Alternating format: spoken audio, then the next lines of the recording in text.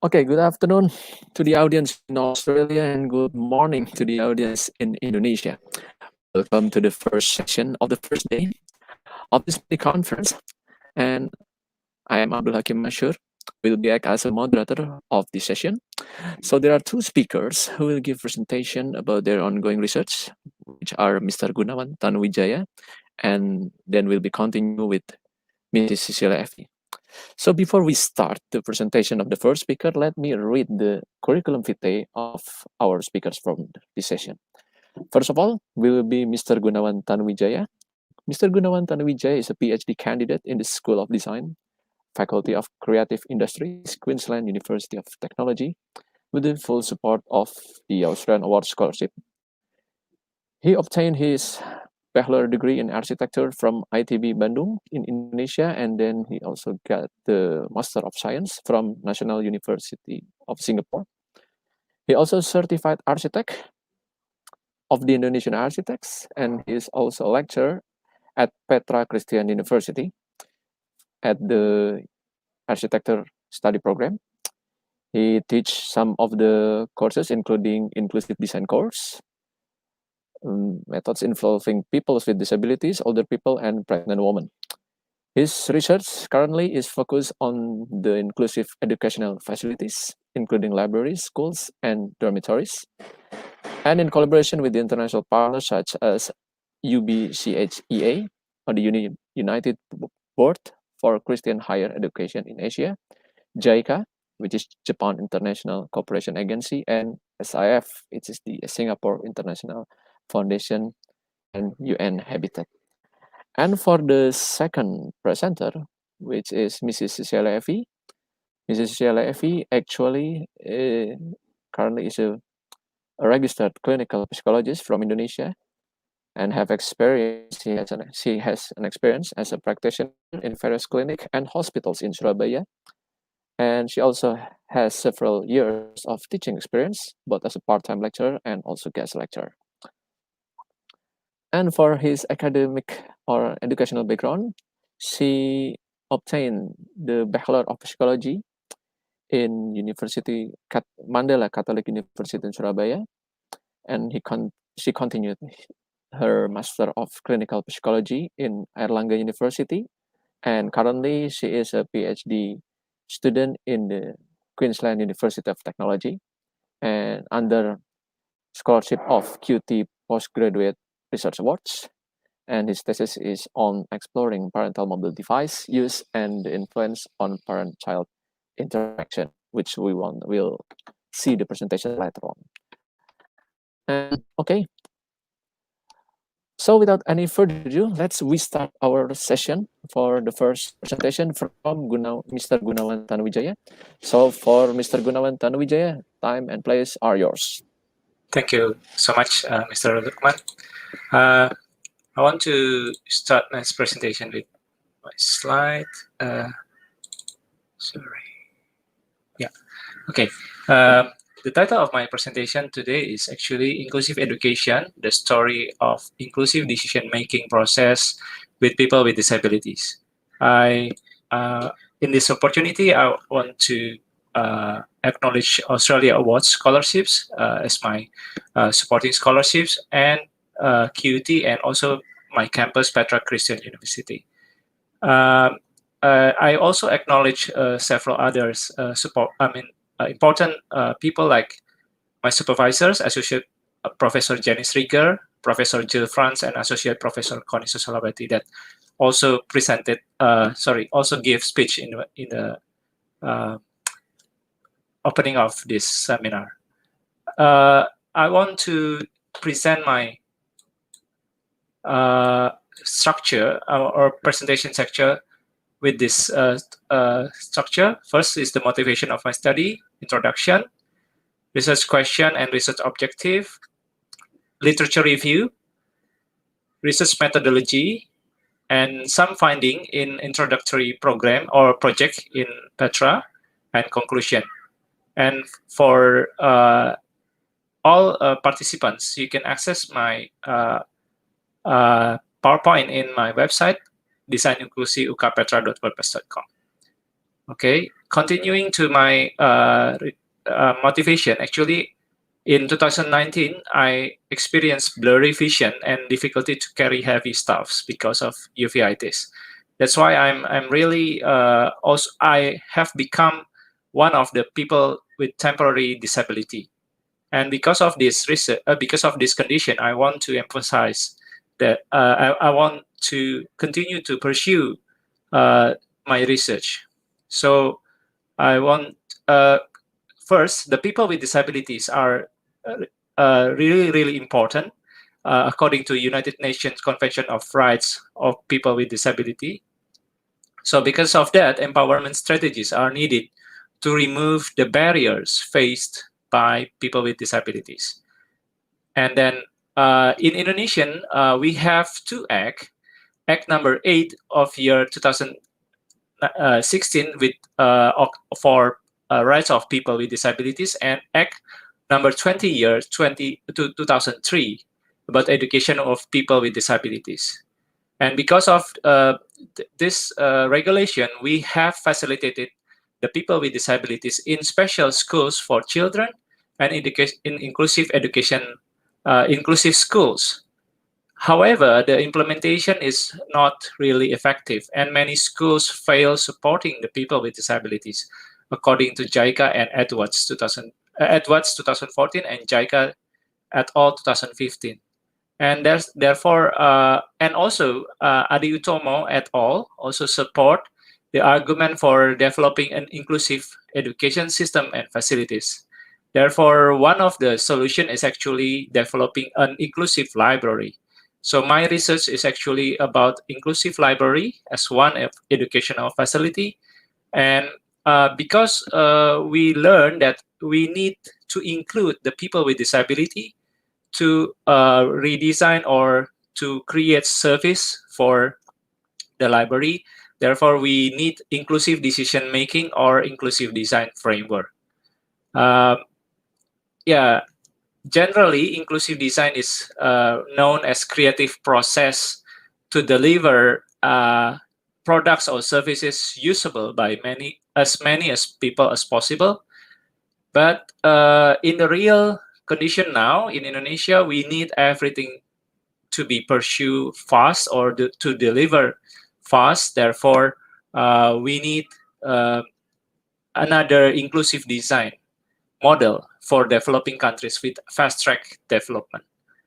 And there, because of that, I come to the research question and research objectives.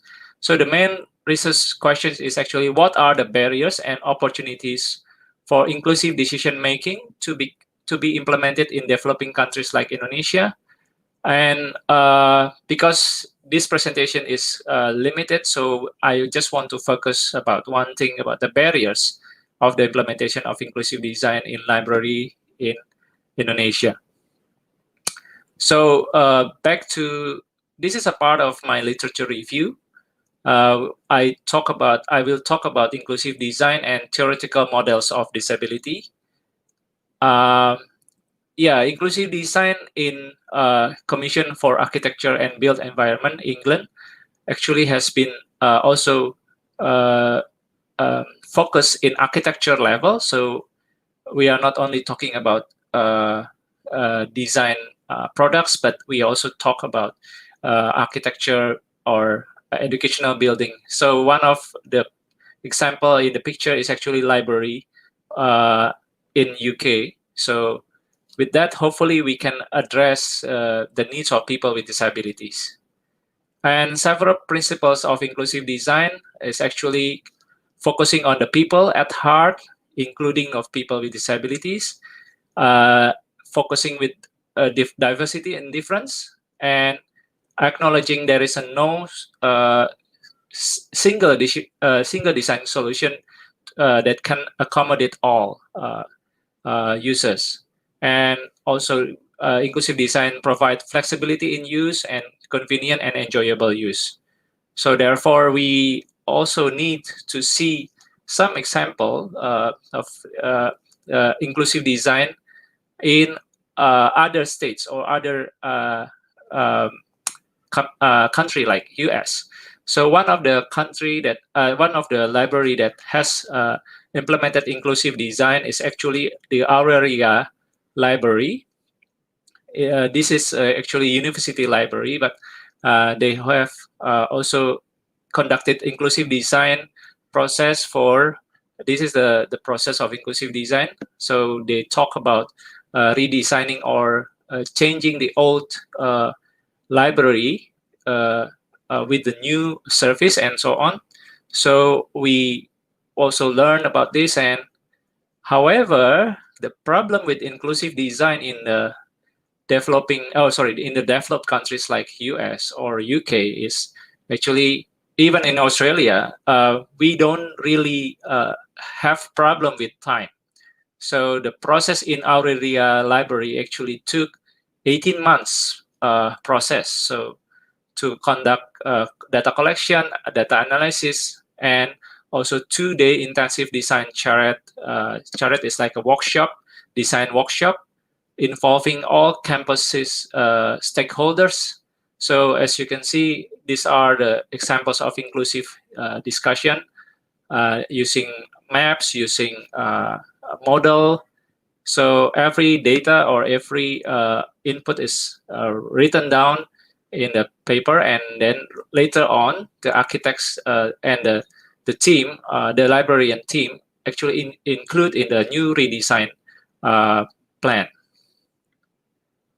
And then coming back into theoretical models of disability, why I want to highlight this, because actually in my field, in architecture field, sometimes we saw that we design things for people with disabilities. I mean, decision makers or architects actually control the life of people with disabilities. So actually this is almost close to medical model of disability that has been stated by Burchard and Llewellyn and Hogan. So yeah, it's quite sad that actually the people with disability are actually the focus, or can be said as the object of our design. And therefore, they have to be cured or they have to be changed. This is actually not really a good model, or this is a false model. So we have another alternative models. This is by Oliver 1996 and Barnes 1996.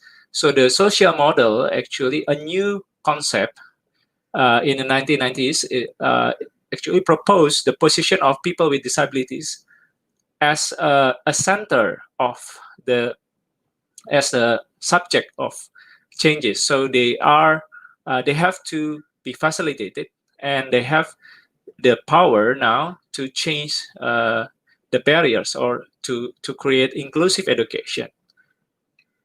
Lastly, we have social cultural model of disability. This is still new because it's Anderson and Whitfield is doing this research in 2011. But as we can see, that actually the individual with disabilities, or in this case, a stroke survivor, actually is also affected by community and institutional policy, and also the healthcare and disability in the national policy. So we have to understand more about the social cultural model. And in Indonesian case, I believe we are more community oriented. So this can be a new breakthrough for my research, because the social cultural model can be integrated, or has to be integrated in my in the design framework for architecture, and also decision making for inclusive education. Okay, roughly for the research methodology, I applied grounded theory and case study research.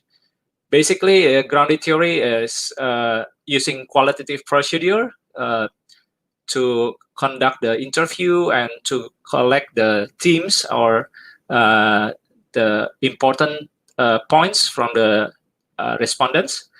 Meanwhile, the case study research is actually trying to focus an example. For example, this I'm currently doing 2 library, one in Surabaya, or I have finished one in Surabaya. This is the Surabaya Municipality Library, and then I'm still conducting another one. This is a state library, but I'm changing my. There has been a change, so I'm still finding another case study in Brisbane. So I will, with these two methods, I will try to create a new social cultural model for inclusive design and inclusive decision making, especially in the design. So maybe this is just general steps that I have done partially. The main thing is actually is the involvement of people with disability, and also the preparatory project in Petra Christian University that I will present in this conference. The result of preparatory project. Okay, so this is actually not a part of my PhD research, because this is done in 2017. So it is supported by United Boards, and this is done also together with my friends, Miss Dian Wulandari, Miss Luciana Cristanto, and the other two colleagues. So we start with using, or we start with mapping the Petra Christian University Library condition. So our library is actually in level 5th, 6th, 7, and 8 in Radius Prawiro building in Siwalan-Kerto, Surabaya.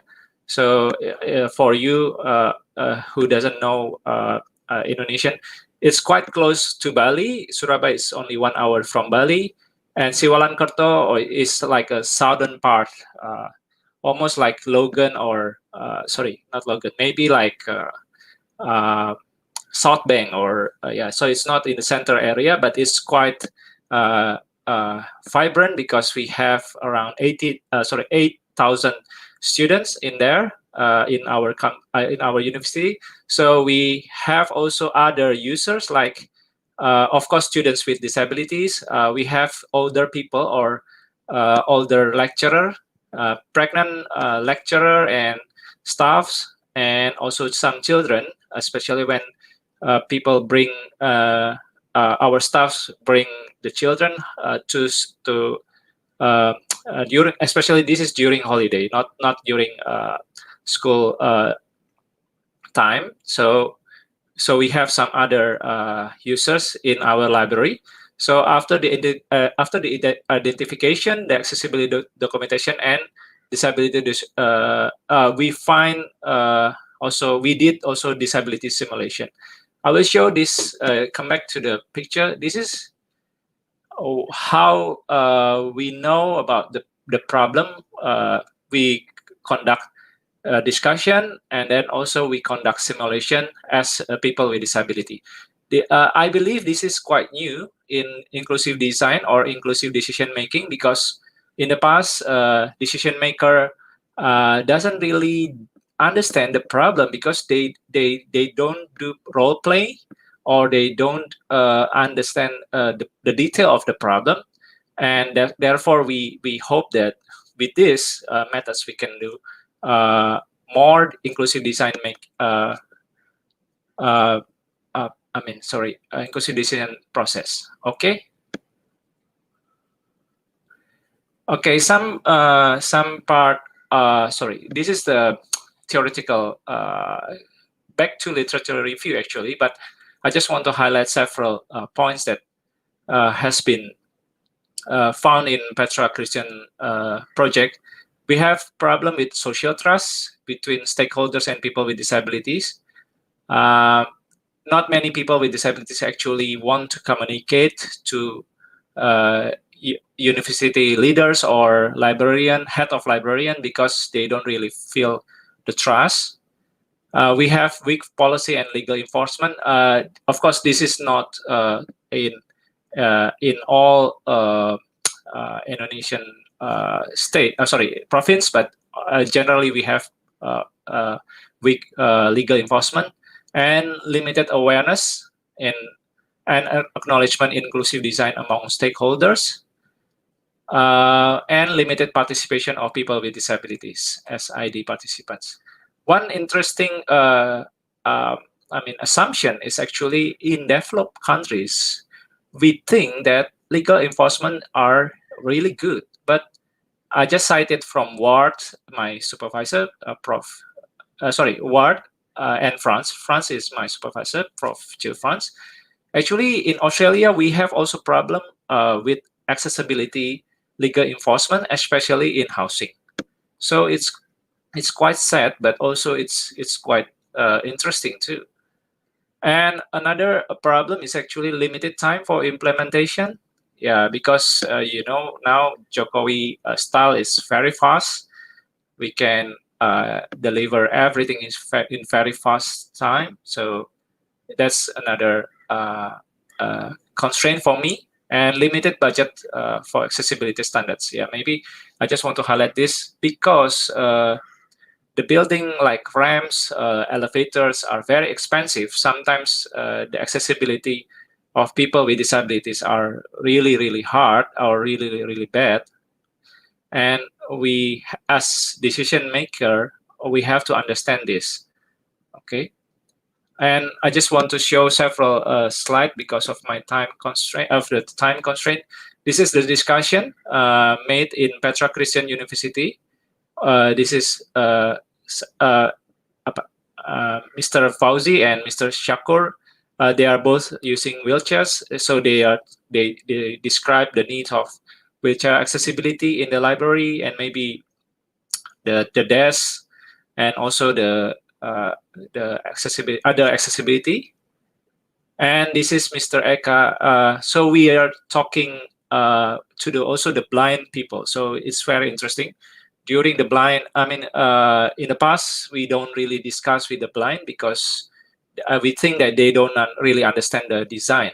But in our case, we try to communicate with them, and then we are creating architectural model, like a small building model. So we talk and we ask them to understand, to feel the model, and we describe the concept, and then this is quite interesting. So this is just some examples that we've produced. We create a guiding path and also signage and also additional lighting. Of course, the building is 1980s, so we cannot change everything, but we hope to create more accessible pathway like this. And this is also a new, this is not constructed yet, but we are creating more wheelchairs friendly tables and stations, and also very wide corridors. And also this is also the shelf. So we don't really change everything, but we are giving some braille and some signage, more clearer signage for them. And also we are creating assistance corner for people with disabilities, because we understand we have problem with accessibility in the 6, 7, and 8. Fifth, 7, and 8. So we are bringing them to the assistance corner first to get assistance. And this is the building, or this is the interior design or the final service corner that we produced in 2019. Thank you so much for Mrs. Dian and Director of Petra Christian University to implement this. Maybe just one more slide. The promotion of protection on rights of people with disabilities is central to UN Convention of Rights of Persons with Disabilities. Yeah, recognizing that the library's essential role in education, the study is concerned with identifying the barriers and opportunities for inclusive design of libraries in Indonesia. Particularly for my PhD is for people with disabilities. Library at Petra Inclusive Redesign Project shows actually we have conducted shorter time frame or which is 9 months, and the process actually can be proposed to replace the 18 months or the longer times in other developed countries. Lastly, our socio-cultural model of disability must be considered in more inclusive decision-making process. Thank you so much for your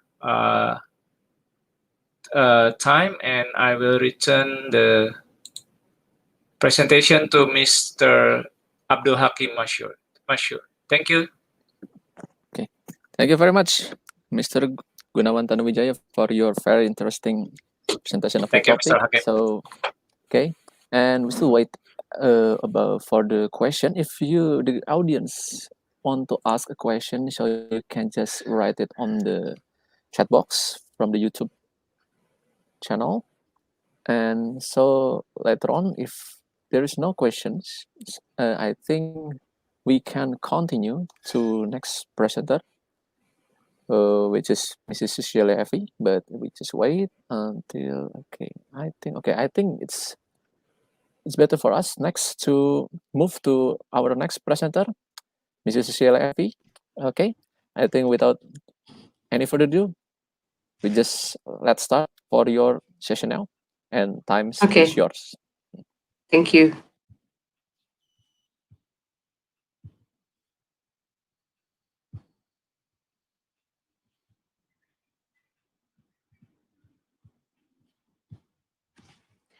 All right. Thank you, everyone. Thank you for being here today and taking part in this mini conference by QUT ISAQ.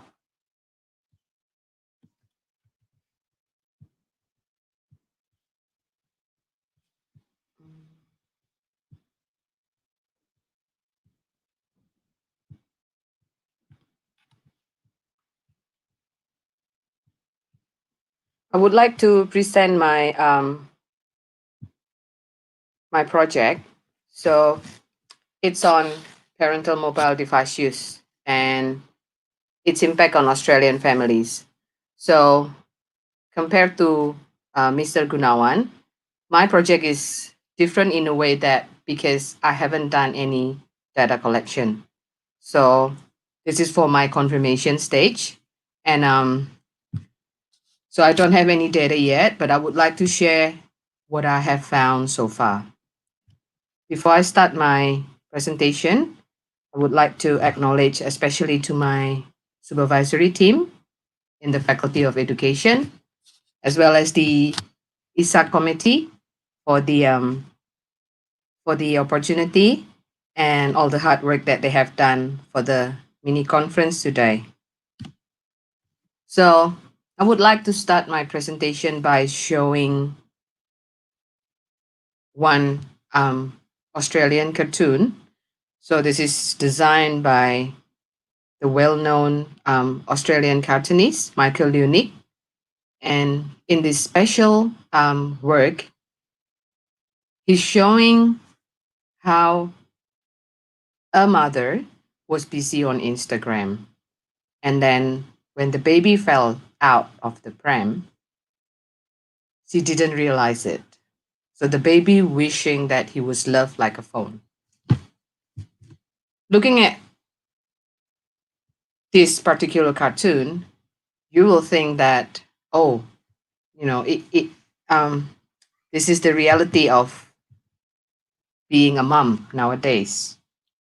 But then when this cartoon was published, it created a lot of debate because it's very judgmental. So another artist from Perth, Western Australia, responded to Michael Leunig by showing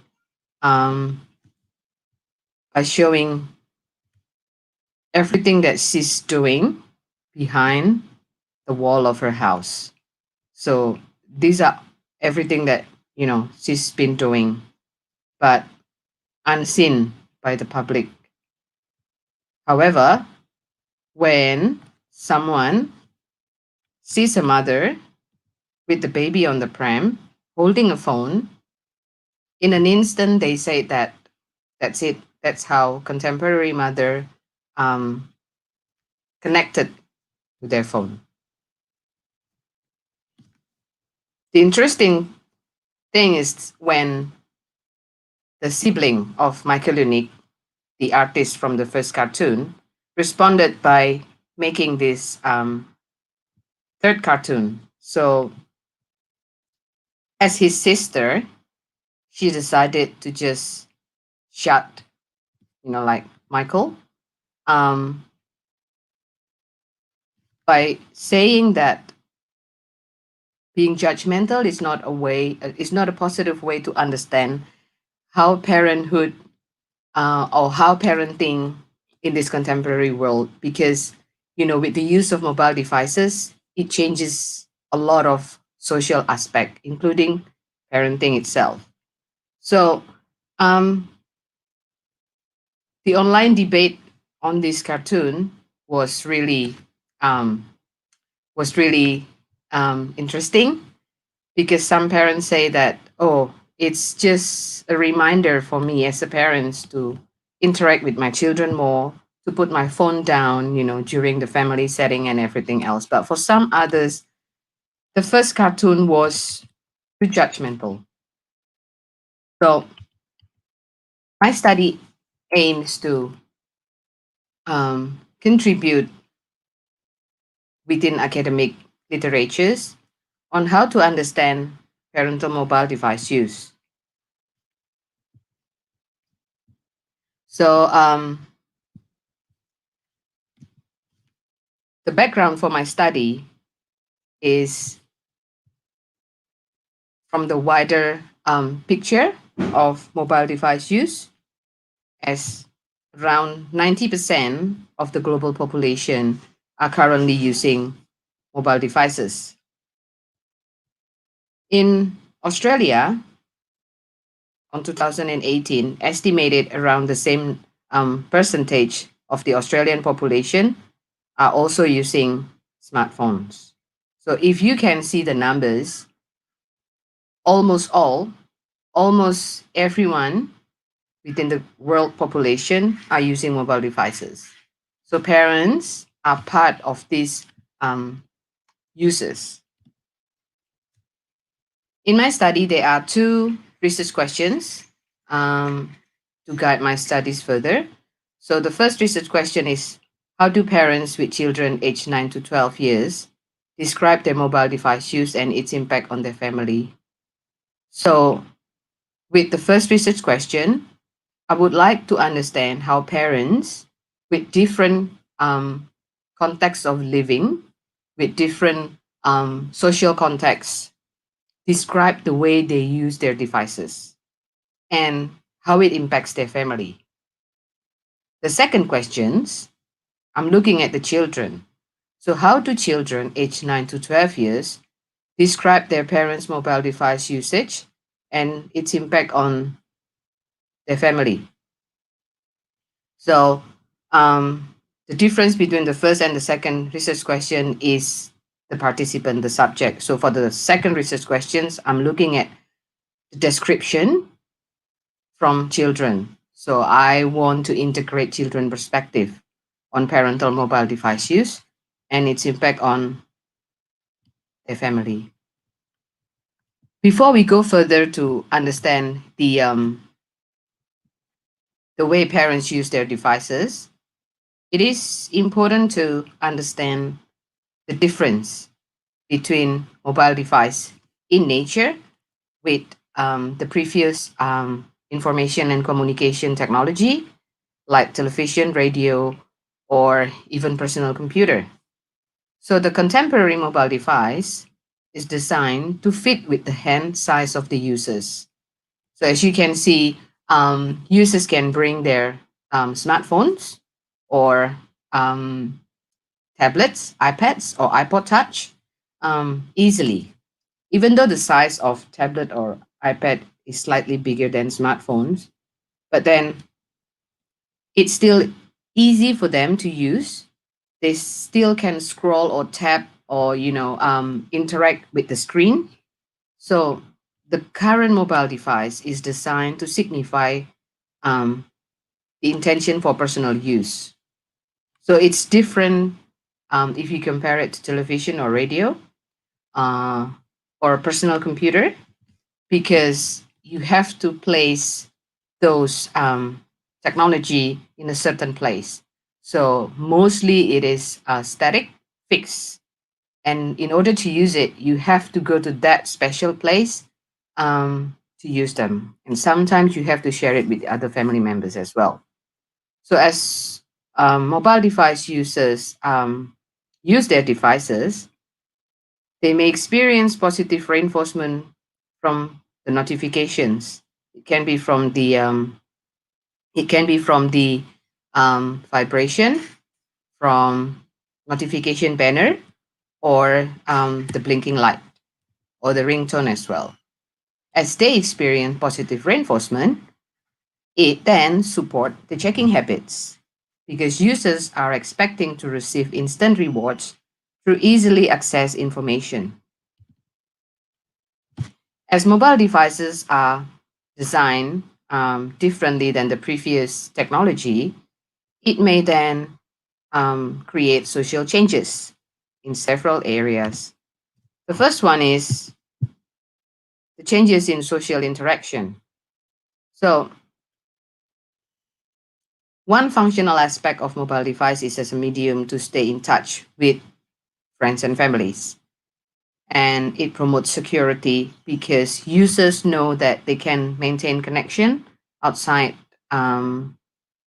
like certain time. So there's no restriction of communication, because they can maintain communication and connection 24 hours for 7 days a week. Um, Back then, when each household usually only have one landline telephone, all the family members, they need to share the use of the telephone. There is no such thing as individual addressability, because it was just only one device and everyone needs to use it. However, with mobile devices, users do not have to share with others, because they can be addressed individually by their close circle of family and friends. Even though mobile device users seem to be able, to be able to be contacted by others at all time, in practice, that's not the story, because mobile device users can choose certain people um, within their close circle of family and friends, or known as individual selectivity. So this is the paradox. So even though mobile device users seem to be able, to be able to be contacted by others, but they can actually select with whom they want to maintain the connection. As you all know, that mobile device has been integrated within social interaction. Sometimes they bring unfavorable consequences as well. So the terms such as phubbing or technovirence have been used in recent literature to revert to how technology use may interrupt social interaction. Second changes can be seen in the way people maintain communication. So direct communication is no longer the only option for communication, as there is mediated communication. One of the dominant method of mediated communication is the use of text messages. So it includes the use of chat platform as well, especially for adolescent and young adults. The benefit of using text messages within family setting is to maintain parent-child communication. And at the same time, because adolescent children, they don't have to sit in front of their parents when they do have problems or they need to express their thought, their feelings. They can establish social distance which turns out very helpful for adolescents in expressing themselves and also in handling conflict with their parents because they do have the space to handle their problems. However, from the perspective of parents, parents prefer to handle conflict with direct communication. So as you can see, there's a different preference for parents and adolescents, and I would like to know through my study, like how parents and children aged 9 to 12 actually describe parental mobile device use because there are different ways of understanding mobile device use in the family. The third change is within work and life boundaries. So, for working parents nowadays, it's very easy for them to stay in touch with any work issues outside working space or working hours.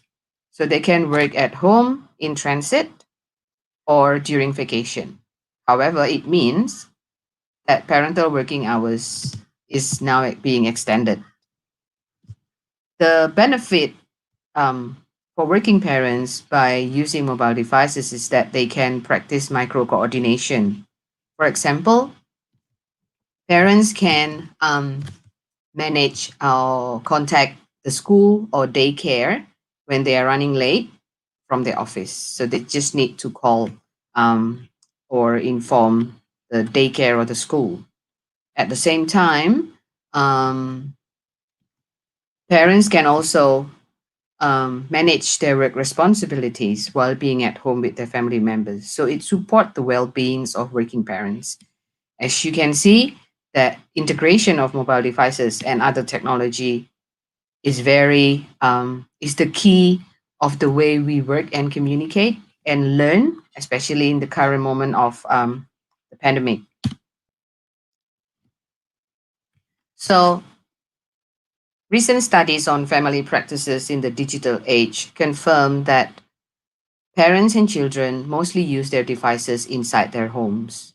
So this is the interesting thing. So there's one national study in the UK measuring how family members use their time as family. So they compared the diary from the year of 2000 and the year of 2015. They found that there's no difference between the way family members use their time. So the amount is about the same from the year of 2000 and 2015. However, the striking difference was with the price of alone together time. So alone together time refers to how family are being together physically in their house, but they're being alone as each of them are navigating their online world. So in general, children and parents are spending time together just like 15, 20 years ago, but currently they are less communicating with each other because they do have their own world to navigate. The practice of second screen or multi screen is a common practice across contemporary families. This is where family members are using more than one screens. So, for example, they watch TV and then they also use their devices or their laptop or any other devices. Sometimes the activities between these two screens are related, but some other times it is not. So, moving to parental mobile device use, um, the first reason parents use mobile devices based on recent studies is related with child care or being termed is termed as child-centric use. So this is where parents use their devices to deal with the schools, with childcare, with the dropping off, and all of the small and routine issues. The second one is parent-centric use. This is when parents use their devices for their own purposes, like for work issues, to enjoy entertainment, or to maintain communication. The other reason is boredom and also related with parental stress, especially as parents have to deal with family and child rearing routines in their everyday life. The last point to, to understand the way parents use their devices is in relation to parental value and self control. So, studies have also confirmed that for some parents, the use of mobile devices within family setting is is not appropriate. But then some other parents think that because they are adults, they can do whatever they like. So the limitation, the rules of technology use is not for them, it's not applicable for them as adults. Within Australian setting, Australian parents use their mobile devices for at least 3 hours per day, up to 12 hours per day. From reviewing the existing studies, my study proposed to fill the gaps of the existing studies because most of the existing studies are using a single method of data collection, such as observation or parental self-report, experiment, and interview. In my study, I will combine interview and survey as the method of my data collection with parents and children aged 9 to 12. The second gap that I would like to address is by integrating children perspective. So these are the list of existing studies that have already included children perspective. However, the focus are mainly on family use. So there's only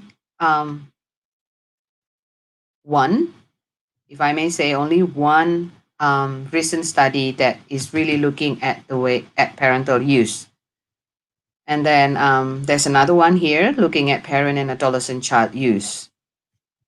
So there's a need in this research area to understand how parents use their devices based on children's perspective.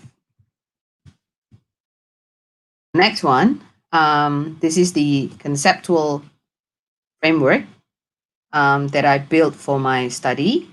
So I'm using three theory. The first one is domestication of technology. It is a model to understand the relationship between private household and public world and how mobile devices play an important part in that relationship. Because compared to television or radio, TV and radio, they bring the outside world into the family life. So from the public world into the private household. However, with mobile devices, it works both way. So by the use of mobile devices, the public world are being brought into the domestic household. However, with with media sharing activity, the life of the family, the private household life is being broadcast to the public world as well. So it's the first theory is used to understand how a mobile device is playing an important part, in the relationship between domestic and public world. The scope of this theory is not just is not just looking at how parents use their devices, but also the meaning, the experience, and the role of mobile devices for parents. The second theory is family practices. So it shifted the traditional concept of family as something that people are. Like the traditional concept of family, where look at the um, parents, father and mother, and then like two children. But then with this theory, Morgan proposed that family is actually something that people do in relation to each other in their daily life. So this theoretical lens will guide my study in understanding how parents use their devices within their daily practices. For example, in transnational family, where parents have to migrate to other countries to, to get better income, they can maintain their family practices um, through the communication, and then parents can still, like be with their children through mediated communication. So the understanding of parental mobile device use and doing family in everyday life is very important um, to achieve the objective of this study, which is to understand the impact of parental mobile device use on family practices. However, since I also integrate children perspective in my study, there is the third theory on sociology of childhood, and this theory focused on children's voice, the importance of children's voice, and viewing children as active social actors. So, because children are seen as an active social actors, they can contribute to my research and, like playing an important part in understanding their daily practices. So, in the context of my study, is the way their parents use their devices and its impact on the family. Methodology, as I mentioned before, I'm using mixed methods design. So it's exploratory sequential mixed method. So there will be two big phases. The first one is qualitative phase. So I will conduct interview with 5 to 10 parent-child diets, but then the interview is individual interview for each parent and and each child. I'm using online interview, in consideration with this COVID restriction as well. The duration is expected to be 30 to 45 minutes for each parent and child. So it's about 60 to 90 minutes per family. And I plan to use thematic analysis as my approach for data analysis. After I collect the teams, I will then use the teams together with modifying the existing survey items to build survey instrument.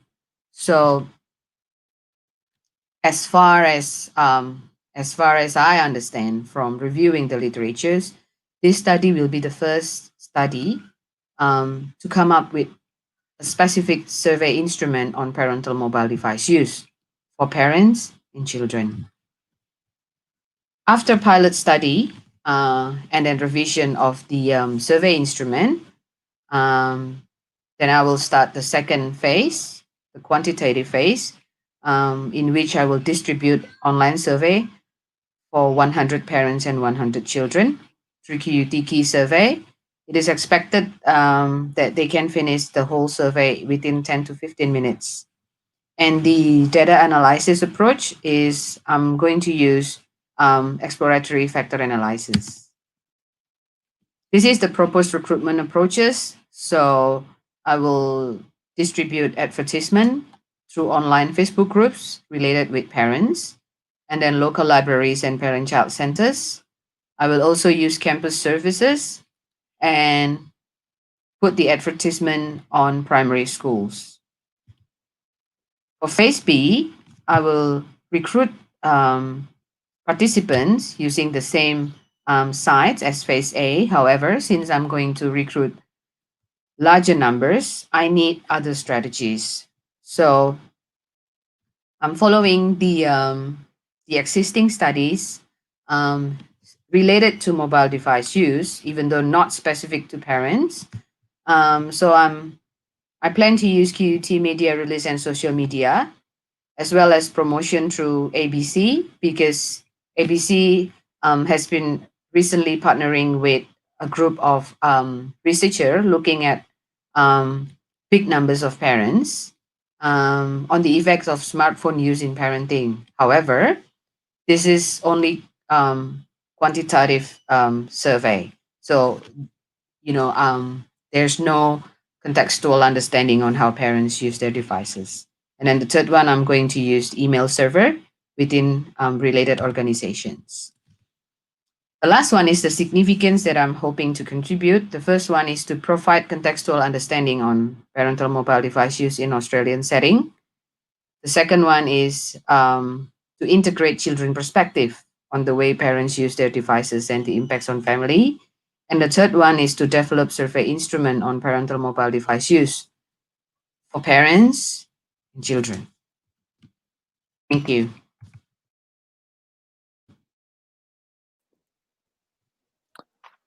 Right. Thank you very much for presentation from the Mrs. Sheila Effie. It's very, very interesting topic, especially for everyone here, the audience who have a child. Probably this could be such as considerations when you have to deal with the mobile devices. Okay, let's start our Q&A session. And I think it will be from the first question is for Mr. Gunawan Tanuwidjaja first as our first speaker. So this question is for My for question. Mrs. Sheila Effie. Yes. So the question from the first speaker into the second speaker. So okay, let me read the question. Is there any age restriction of mobile usage for kids? So you can just give your answer, Mrs. Sheila Effie. Because this is out of my research scope, Mr. Gunawan, but then following the guidelines from the American Association of Pediatrics and the Australian Department of Health, it is advised that children under the age of 2, if possible, there's no screen time, except for the use of video call.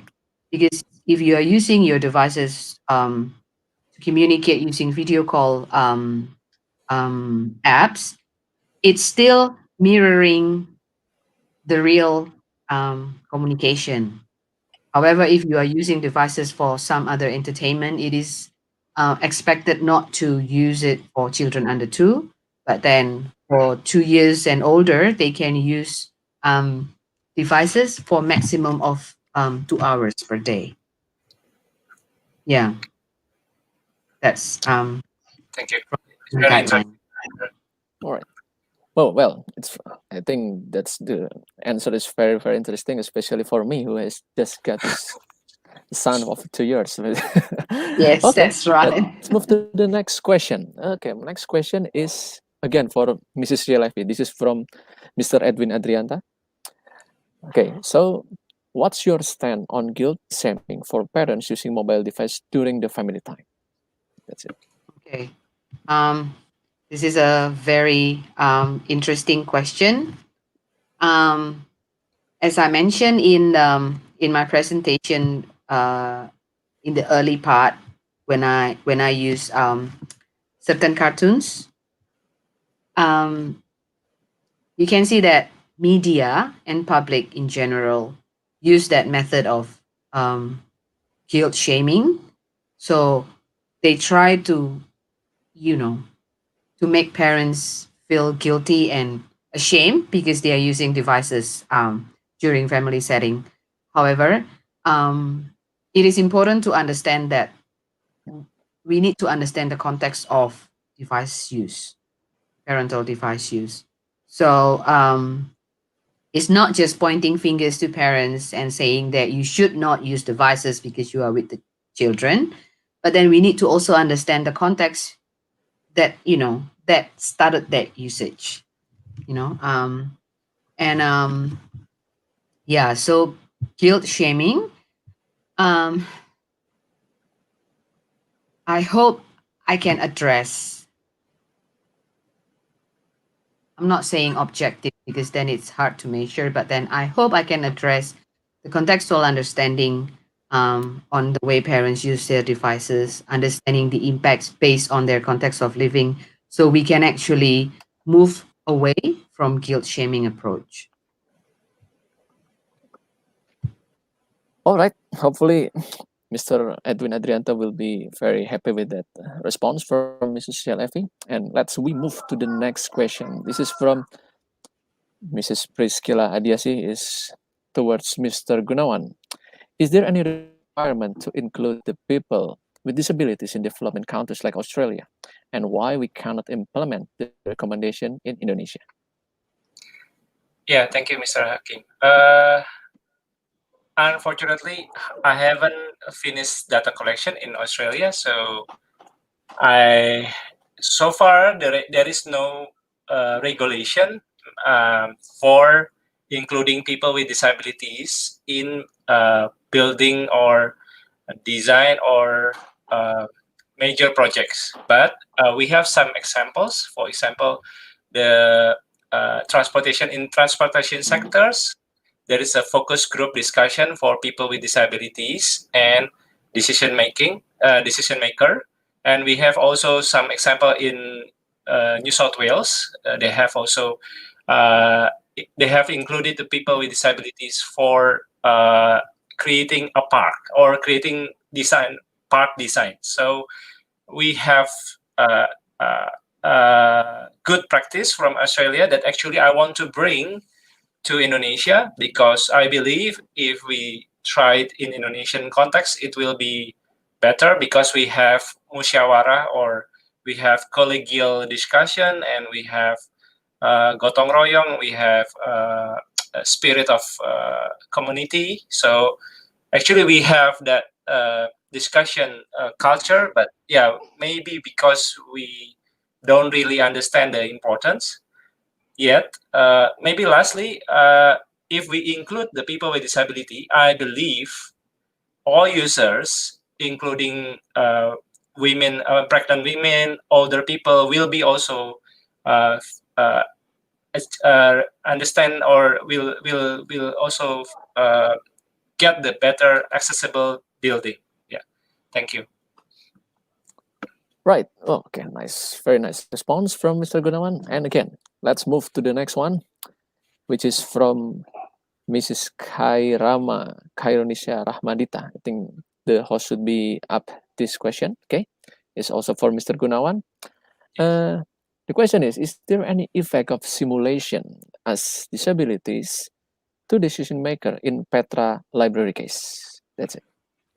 Yeah, we interestingly in Petra, yeah, just want to clarify that actually the Petra Christian University Library case is not it's not a part of my PhD study. It's just introduction. It's just introductory project for my confirmation. So it's not really a part of my PhD scope, but as we did redesigning for Petra University Library, for example, I myself and Mrs. Dian, the library, the head of librarian, and the other three colleagues are actually understanding more, because we did simulation with the students, going to toilets, going to access books, and so on. So it's very interesting. Maybe in the future we need to bring our head of office, or maybe as Miss Cicilia as psychologist, and maybe as yourself, Mr. Hakim, as a lecturer. We need to bring more participants or more stakeholders to do simulation as people with disabilities, to understand the building. To understand the accessibility of the building and the service, because it can change many life of people with disabilities. Yeah, thank you. Okay, let's see if there is an. Okay, all right. It's still in the morning, so maybe in Indonesia we don't have any yet, but hopefully. Okay. Okay, let's see if hopefully that kind of response will get the answer for Mrs. Okay. And who's the name is Chan's girlfriend? Well, no problem. I think as long as this audience registered to our form, so we can just collect it later on. Let's see. The question for Mrs. Cicilia. Will it be any difference in the results in regards of different culture or different place of living? For instance, family who lives in the city and with family in the rural area? Okay. Thank you for the question. This type of question is actually the reason why I want to pursue the understanding on parental mobile device use based on the context of living, because based on the review of the current literatures, I found out that there will be differences in the way parents use their devices based on, let's say, in your example, city and rural area, and then social economic background is also playing an important part, like families with higher income or lower income, and then as well as level of education, because all of those social variables, they are all connected, and it somehow it's also connects to the way parents use their devices.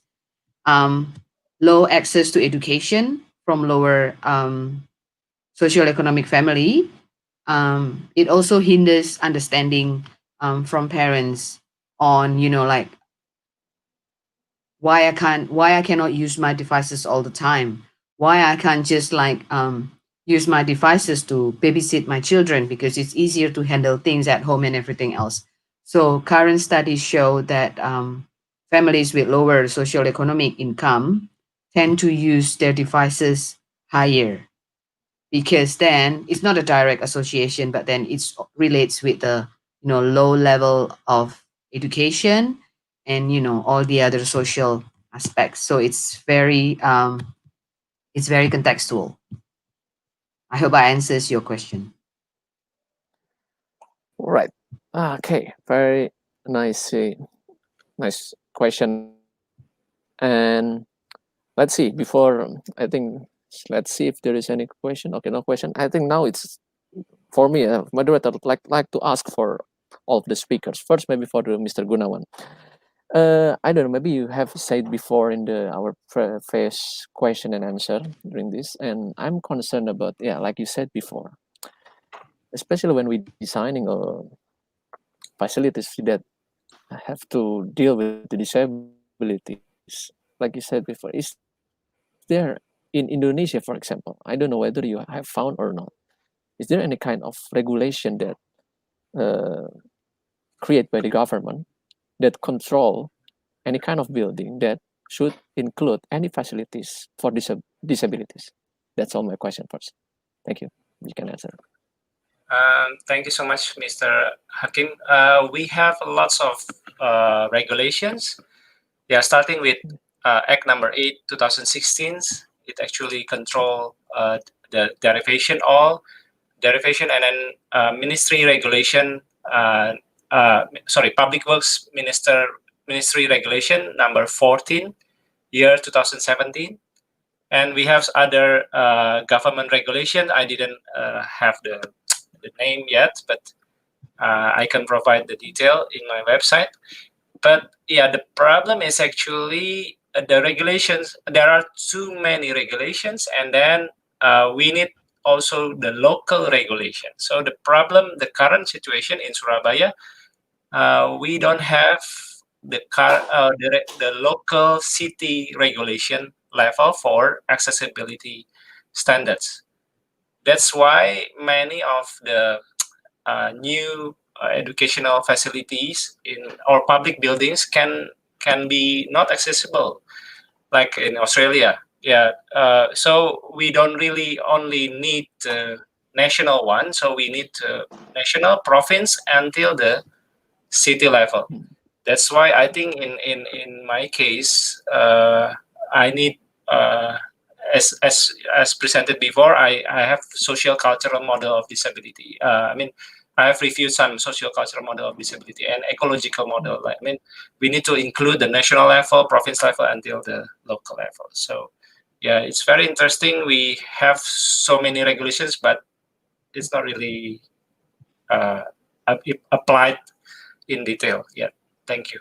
Okay, right. That's very interesting because, yeah, you know that in Indonesia sometimes when we want to make some kind of new design or something like that, sometimes the barriers, is it controlled by the government regulations or not. That's the reality sometimes, with not only maybe for the building, or especially maybe for the vehicle, etc. like that. But it's okay, no problem. Thank you very much for your response. And let's move to my next question to Ms. Cecilia Effie, I think. So during your presentation, I'm interested about, you mentioned about the fobbing or phone snubbing. Can you just explain more about it? Because maybe it's can be of interesting term for me. Phone snubbing. That's it.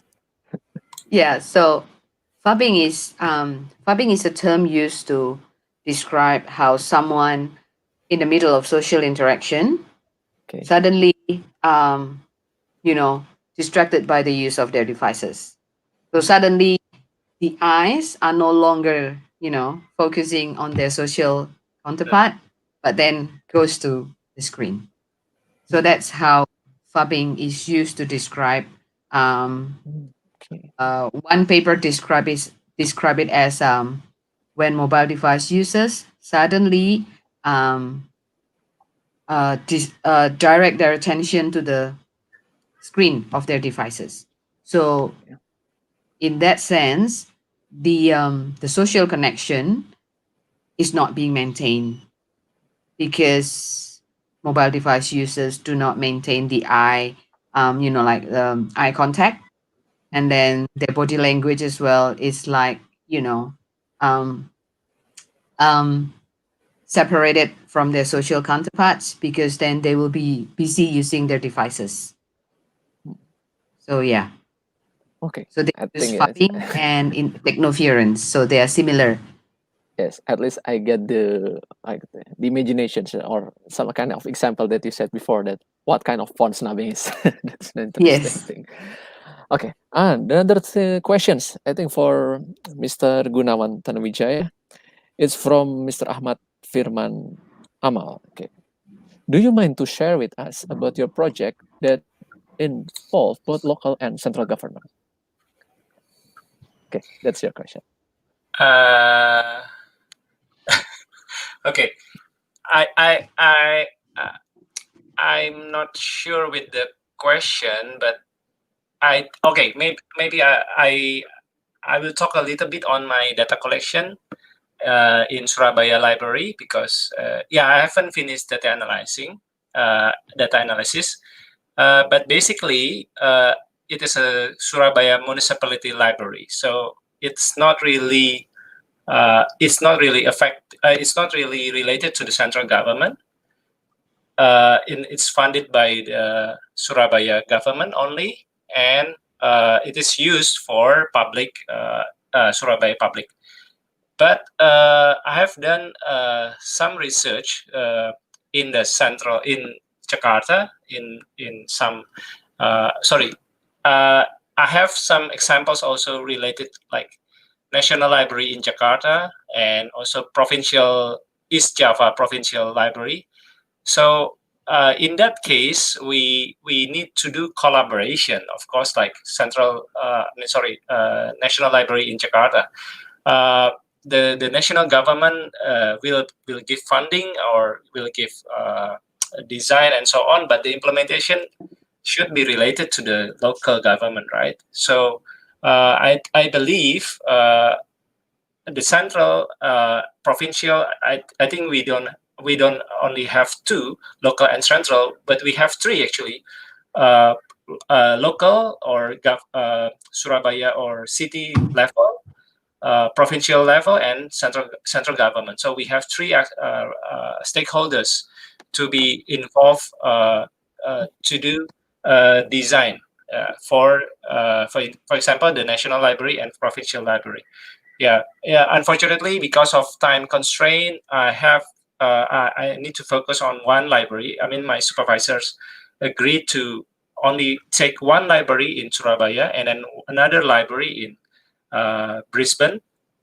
So I cannot comment on the collaboration of central and local yet, but I believe the central government can promote, for example, the current National Library board actually can promote the reading programs, can donate the books and so on, while the local government can provide the can provide the buildings and also the librarian training.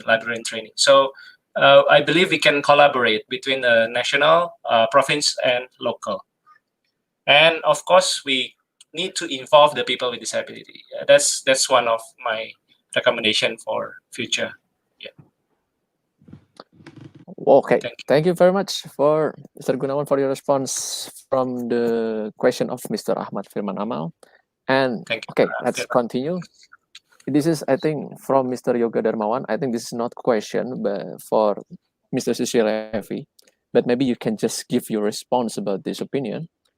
Mr. Yoga Darmawan said that as young parents, the inclusive understanding from all family members regarding this mobile device are inevitable in this digital era. Maybe you can just give your opinion about this. Yes. Thank you, Mr. Yoga, for your feedback. I can't wait to get the result as well for my study. So yes, because what I read from the previous studies that if we only limit the input or like from the interview or survey only from parents' perspective, it's not like the perspective is not yet full. So we only get fragmented understanding on how parents use their devices based on what parents think they use it.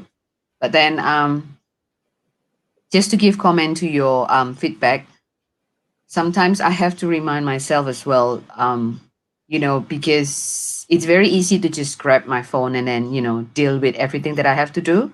But then my 2-year-old daughter would just say, put the phone down, especially if I use it, like on the dining table. So I need my 2-year-old to remind me that it's not okay, mommy, to use your phone when we have dinner together. So from that daily snippets, I hope I can learn something from the children who will participate in my study. So thank you for your feedback. Well done. Thank you very much, Ms. Levi. Maybe I'd like to continue your statement before. Maybe this is a question for me, especially as you also are parents currently, and related to your research, what kind of experience that you've done with your family or either your son or your daughter to to support your research, or maybe you can learn something new or how to deal with this use of mobile device for you, especially as a parents. That's my question. Because a life as parents itself is complicated. It's not easy. Like once you become parents, you know that we need to juggle a lot of things, and somehow the use of mobile devices help us in many ways. Like I'm not saying that parents use mobile devices and like it's all bad. It is not. It when you integrate mobile devices into your life as parents, is that it is actually helping you in many ways, in a lot of ways. But then, as I mentioned before, parenting in itself it's a lot of things. You need to juggle a lot of stuff all at the same time. So it depends on how you see it. It depends on your values and I would say self control as well as parents, because it's not easy. But then, since I decided to pursue this topic, I always have a reminder for myself, at least, that hey, you are going to understand, like why parents use their devices, and it's also a reminder for you. So I keep on having that, like internal discussion with myself as well, because I am in the picture.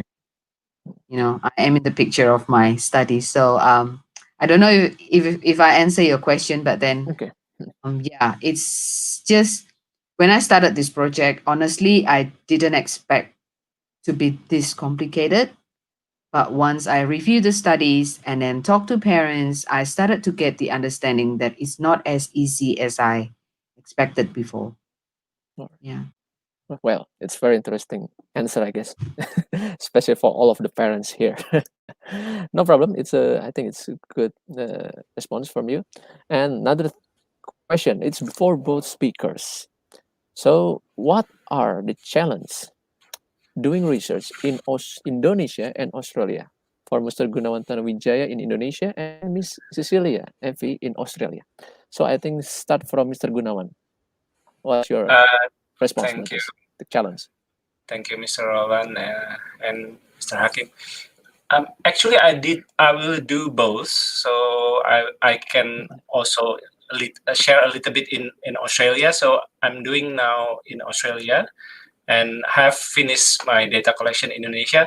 First, in Indonesia, it's so hard to get the research permit, because as KT students, we need to go through the Ministry of Education, and then from there to the provincial level, and then from the province level to the city level. The research permit are really, really complicated. So I think it's good to have connections. If, for example, for me in Petra Christian University, we have direct connection to the head of librarian in Surabaya. So we can do fast contact first, and then we proceed the research permit following the time. But in Australia, it's also the same. So we have also problem. I have also delay, but because of the COVID situation, it's not really related to the librarian. Unwilling to collaborate, but it's because of the COVID situation. They are very busy now, especially in the Brisbane library, where they have 33 library, so they have to control all of the branches, and they have to control the 30 people limit. In the past it's 10 and then 20, and then now 30 or 50. So I think they are very busy now. So I couldn't ask for faster schedule or time frame. That's why I think I need to extend a little bit, maybe 2 to 3 months, because of the COVID situation. But I think back again, in Indonesia, we need a lot of formal and research, formal letter, research permit, and everything. In Australia, we just send the email and they will reply. But of course, we need sometimes both. We need sometimes maybe 3 months, maybe 6 months, just to get feedback from the gatekeeper. Central librarian or head of librarian in each country. Thank you so much. Okay, Mr. Gunawan, maybe it's for another last question before response from Ms. Cecilia Effie. This is from a question from Mr. Edwin Adrianta. Maybe this is the last questions. What do you forecast for future research in your field, and with the severe of impact of COVID looming 4 years? So what's your future? That's your last question, and before that, after that, we move for the response from Mrs. Cecilia. Yeah, thank you. This is quite tough. This is out of my topic actually, but I will share a little bit because I did a little research on COVID-19 last month. With the COVID-19, we need to have social distancing. So actually, we cannot hug or we cannot talk closely to people, right? And it creates bigger for one more. Now we need 4 square meter per person in library. So one visitor need 4 square meter in for example, like a toilet, the size of toilet, like 2 by 2. That's why the space usage is different now. We need larger spaces. We need bigger spaces, and actually, it gives good accessible space for existing library. The big library has more spaces now. Yeah, so it's good for people with disabilities. But of course, again, we need to include people with disability in their decision making. Yeah, thank you so much. All right, thank you very much. And okay, now comes to Mrs. Sheila Effie for your response for the challenge doing research in Indonesia and Australia. Okay, thank you. Because I haven't really done data collection, but I have discussed with my supervisors and some of PhD graduates who used to interview children and family as well. So the challenges would be because in Australia we need to apply for ethics clearance, like the application at university level. Because in my study, I will be conducting interview with parents and their children. So I think that's the main difference between Indonesia and Australia. Because here in Australia, you have to pass ethics application first, and then the second challenge is based on personal discussion with PhD graduate from the Faculty of Education, was mainly on the um, in the recruitment process. Because when parents or children decide that they want to terminate the process of data collection, then we have to just terminate the process of collecting data, and then we have to destroy all the previous data that has been collected.